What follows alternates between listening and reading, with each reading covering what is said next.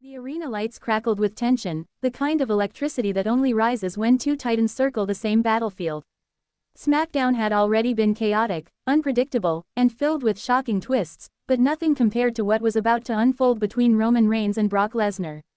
For weeks, fans had been speculating, theorizing, arguing online about what Roman's next move would be. The tribal chief had been quiet. Too quiet. The silence itself felt like a warning. And Brock Lesnar, the beast incarnate, had been tearing through everyone in sight, sending clear messages that he wanted Roman. Needed Roman. And would destroy anyone in his path until he got him. What no one expected was that Roman Reigns was not just preparing a confrontation, he was preparing a statement. A violent, unforgettable statement that would shake WWE to its core. The night opened backstage with camera crews following a flurry of movement. Producers rushed in every direction, security guards sprinted toward blocked-off hallways, and referees whispered nervously. Something was happening, something involving Brock Lesnar. Moments later, the screen cut to Brock forcing open a locked door, sending officials scattering like debris in a hurricane. He was furious, veins bulging, fists clenched, screaming for Roman Reigns to show his face. For Lesnar, this wasn't business. This wasn't even revenge. This was instinct, pure, primal instinct, to hunt the man who had humiliated him in the past and now dared to stay hidden. Brock stormed through the backstage area, knocking down trash containers, ripping open locker room doors, and terrifying everyone in his path. He didn't care who got hurt, crew members, wrestlers, anyone. If Roman was in the building, Brock was going to drag him out by force. But Roman Reigns had not risen to the top by being reckless. He had not become the tribal chief by running toward danger without a plan. Unlike Brock, Roman was a strategist, a king who never stepped into battle unless the battlefield was shaped in his favor. And tonight, Roman had engineered every single detail. As Brock reached the entrance curtain, fans in the arena erupted with a deafening roar. They knew what that meant. The beast was coming, and wherever Brock Lesnar went, destruction followed. Brock's music hit with explosive force, shaking the arena. He marched to the ring with raw fury radiating off him, tossing steel steps with one hand and ripping apart the announce table before even stepping inside the ropes. He didn't want a microphone. He didn't want to talk. All he wanted was Roman. For nearly a minute, the arena plunged into anticipation. Brock paced the ring like a lion trapped in a cage. The big screens flickered with static, and then, darkness. The lights died completely. The crowd gasped. In the sudden silence, every heartbeat in the building echoed like thunder. And then the tribal chief arrived. Roman Reigns appeared at the top of the stage, surrounded by a cold mist like smoke. No Usos, no Solo Sikoa, no Heyman, no bloodline entourage. He came alone, something Roman hadn't done in years. That alone told the world this was deeper than a rivalry.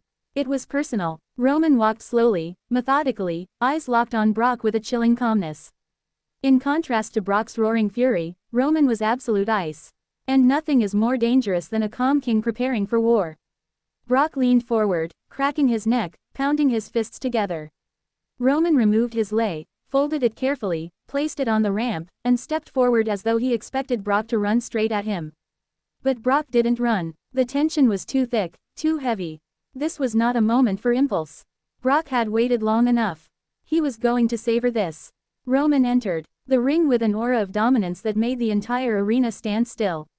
He stared directly into the eyes of the beast. Neither man spoke. They didn't need to. Their history already spoke for them. Then Brock charged. He exploded forward like a human missile, lifting Roman off the ground and driving him into the corner. The ring shook violently. Roman attempted to cover up, throwing elbows at Brock's neck, but the beast was in full attack mode. He rammed his shoulder repeatedly into Roman's ribs, each strike filled with months of pent-up rage. Roman staggered from the hits, forced to roll under the bottom rope to create distance. But Brock followed instantly, grabbing Roman by the hair and slamming him face first into the announce table. Officials yelled for Brock to stop, but they might as well have been shouting at a hurricane. Brock lifted Roman onto his shoulders, teasing another F5 onto the steel. But Roman, always 3 steps ahead, delivered a sharp elbow directly into Brock's jaw, forcing the beast to drop him. Roman stumbled back, clutching his ribs, but ready to fight. He grabbed a steel chair and smacked it across Brock's spine. Once, twice, 3 times. But Brock kept coming. The beast lunged, grabbed Roman around the waist, and hurled him backward with a German suplex onto the floor. Roman's body bounced off the ground with a sickening thud. Brock roared, picking him up again and tossing him over the announce table like he was weightless. The commentators scrambled out of the way as Brock climbed onto the table and pulled Roman up by his vest. With one fluid motion, Brock F5 feet D Roman straight through the table, exploding the wood beneath them. The crowd erupted into shock. Brock stood over Roman's broken body, chest heaving, adrenaline surging like wildfire.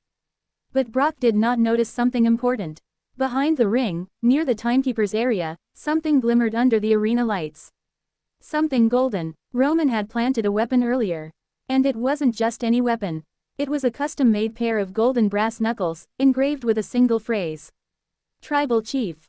Roman was hurt, but he was not beaten.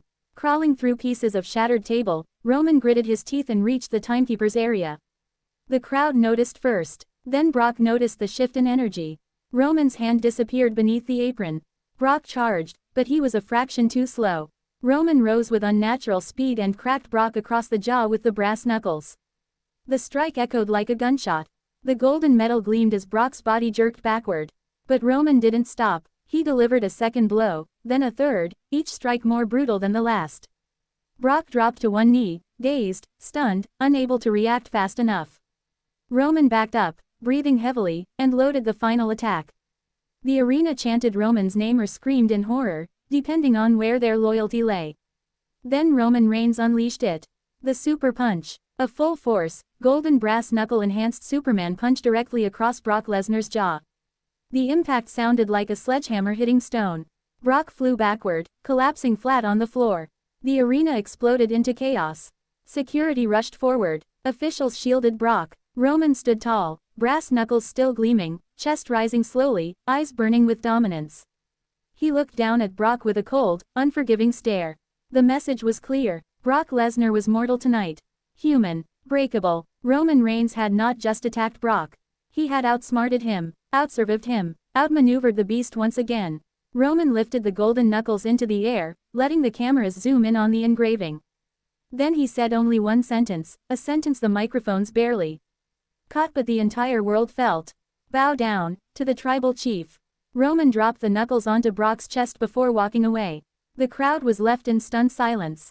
Brock lay motionless, medics checking him, officials surrounding him. Roman didn't look back. He didn't need to. His message had already been delivered. But the story wasn't over. Backstage, as Roman returned to his private suite, Paul Heyman appeared behind him, trembling with shock and pride. Roman didn't say a word, but Heyman knew what this meant. The beast had been humbled. The bloodline's dominance had been re-established. And anyone thinking of challenging Roman now understood the consequences. Brock Lesnar would recover. Brock Lesnar would rise again. But something had changed. The aura of invincibility the beast carried had been cracked by a golden-knuckled punch that would be replayed for years. Roman Reigns had redefined brutality on SmackDown. And the WWE Universe knew this was just the beginning of a war far bigger, far darker, and far more explosive than anyone imagined. Because when the tribal chief strikes, the whole world shakes.